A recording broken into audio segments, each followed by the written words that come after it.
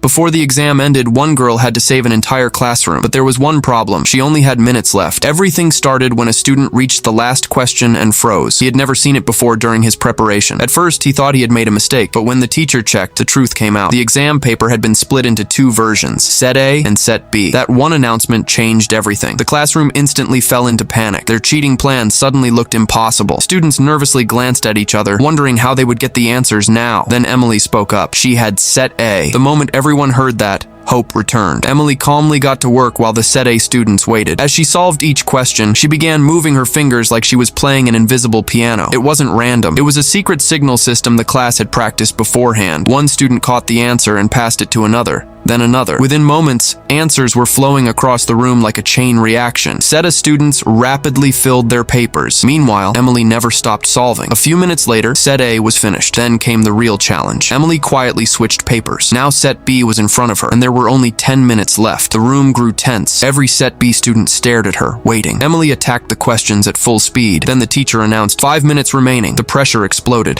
Pencils raced across desks. Eyes kept jumping between the clock and Emily's hands. Still, she kept solving. Still, she kept signaling. One answer after another spread through the classroom. Then came the final warning. 1 minute remaining. Panic hit everyone. Students rushed to finish the last answers while Emily continued sending signals without stopping. And then disaster almost struck. The teacher slowly walked over and placed his hand directly on Emily's paper. The entire classroom went silent. Nobody breathed. Nobody moved. Emily couldn't send another answer, but it didn't matter anymore. She had already delivered every single one. And as the bell rang, the whole class quietly sighed in relief because somehow Emily had helped an entire classroom survive one of the toughest exams of their lives.